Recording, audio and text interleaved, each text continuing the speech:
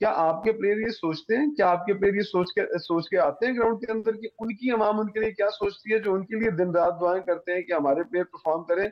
ऐसा वो प्लेयर करते ही नहीं है। उसका एक सबसे बड़ा रीजन है, मैं आपको एक टेक्निकल रीजन बताऊं, पता नहीं गलत है या सही है।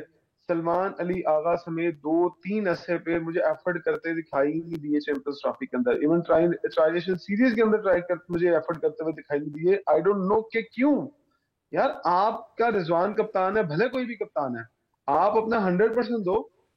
एक ही चीज का जवाब मुझे पाकिस्तान क्रिकेट बोर्ड की मैनेजमेंट दे दे और सलमान अली आगा दे दे कि उसने 10 ओवर क्यों नहीं किए, बस इतनी सी बात इमरान बता साहब, दे अब मुझे। ये मैं अभी अगर डिस्कस इसका नहीं करना जवाब मुझे, चाहती, ये तो एक पूरा अलग मौजू है। इसके ऊपर तो हम लोग जब आप यहाँ पाकिस्तान आएंगे, हम बाकायदा आगे यही बातें हमारी चलनी है, क्योंकि आगे न्यूजीलैंड सीरीज आ रही है और उसमें आपके सामने ही है जो स्क्वाड बना है और जिस तरह के फैसले हुए हैं, ये तो कल एक आपको बड़ी पता तवील रोहित ने एक बहस है। बात की, रोहित ने एक बहुत अच्छी बात की, उससे सवाल किया गया कि आपकी आपकी परफॉर्मेंस नहीं है, उसने कहा यार मेरी परफॉर्मेंस को एक साइड पे कर दें, आप ये देखें कि हमारी टीम में सबने छोटी छोटी छोटी परफॉर्मेंसेस की हैं, कलेक्टिव एफर्ट है, सबने एक चैंपियनशिप को जीता। और चैंपियंस जब बनते हैं तो वो सारे के 15 चैंपियंस होते हैं, ये थोड़ी होता है कि रोहित अच्छा, ने वन साइडेडली यहीं पे जिता रुक जाएं, दिया। यहीं पे रुक जाएं। राणा साहब देखें, अगर पाकिस्तान ने मतलब हमने कोई ट्रॉफी जीती होती या कोई मैच जीता होता, हम उस पर इतना ज्यादा इतराना शुरू कर देते हैं। आज तक हम सिर्फ 92 के वर्ल्ड कप की बात करते हैं। हम तो छोटी छोटी जीतों को भी जो है वो अपने साथ हमेशा लेकर चलते हैं। हमें तो खुशियां मिलती ही बहुत कम है, लेकिन जब मिलती हैं, आपके सामने है कि अगर इंडिया ने बैक टू बैक 2 ट्रॉफीज जीत ली हैं, हम आज तक उन्हीं पास्ट की अचीवमेंट्स को लेके चल रहे हैं। हमारी क्रिकेट में हमारा क्या कोई हक नहीं है इन खुशियों के ऊपर? बात ये कि जो चीज़ हमारे पास है हमने उसी पर इतराना है ना, ठीक है ना, बाकी की हम कोशिश नहीं करते, ठीक है ना। और दूसरी बात ये कि जो बड़ी अहम चीज़ है ना, हमारे खिलाड़ियों में से शायद कोई एक आध ऐसा हो कि जो हुब्बुल वतनी की तरफ जो है वो जो मुल्क का अपना सोचता हो।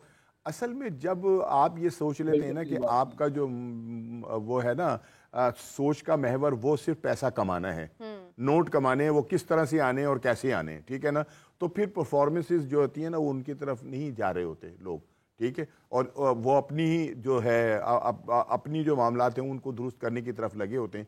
हमारे खिलाड़ियों के अंदर ये बात जो है ना ये पक्की पक्की है। इसकी वजह यह है कि बहुत मशीनें हैं, आप देखें ना, अगर मशीनों को जब चला रहे होते हैं तो फिर उनकी आयलिंग भी होती है, उनको ग्रीसिंग भी की जाती है, उनको मतलब उनकी मेंटेनेंस का भी ख्याल रखा जाता है। जब आप पागलों की तरह से उठ के, जो कोई ऐसी लीग जो है वो नहीं है कि जो हमारे खिलाड़ी ना खेलते हों, ठीक है ना, तो आपका वजूद है ना, आपके अंदर तो जान ही नहीं है, आपके अंदर तो वो कुव्वत ही नहीं है कि जो आज जिसके तहत जो है वो कोई खेल जो है वो खेला जाता है। तो आप तो फिजिकली नहीं है, मतलब मुकम्मल तौर के ऊपर फिट नहीं है। और फिर जब आप जहनी तौर के ऊपर अपना जिस्मानी तौर के ऊपर फिट नहीं है तो फिर आप जहनी तौर के ऊपर खुद ब खुद जो है ना अनफिट हो जाते हैं। तो ना जिस्म साथ दे रहा होता है, ना जहन साथ दे रहा होता है, और यही कुछ जो है वो हुआ है। और फिर टीम में, जैसा कि अभी इमरान भी कह रहा था, खदशे का इजहार कर रहा था, ग्रुपिंग इंतहा से ज्यादा थी, ठीक है ना, इस दौरान।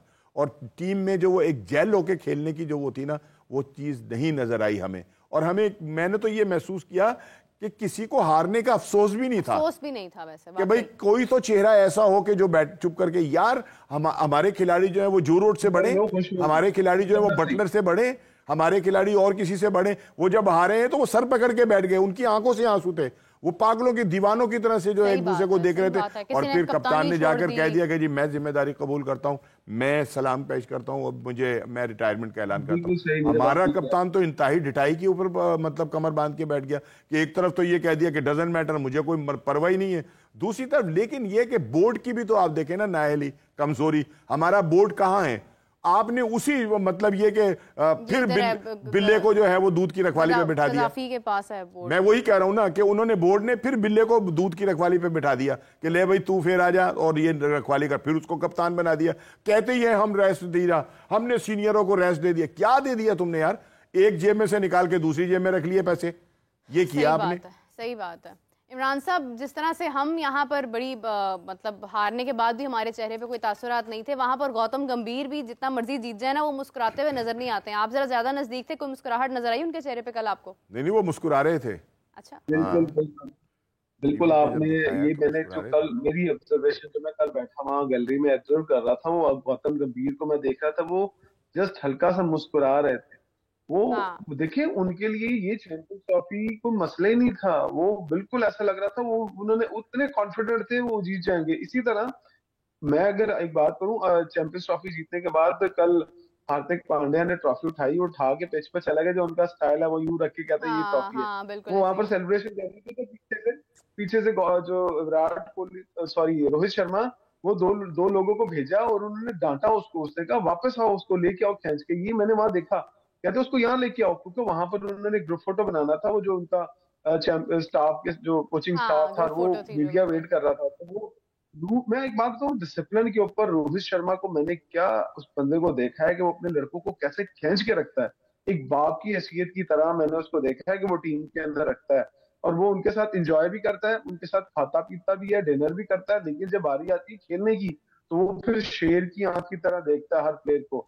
तो गौतम गंभीर भी यही कहते हैं कि यार हम, हमारी टीम के अंदर कोई भी स्टार नहीं है, सारे इक्वली जगह रखते हैं और हर एक को उतनी उसकी इंपॉर्टेंस दी जाती है।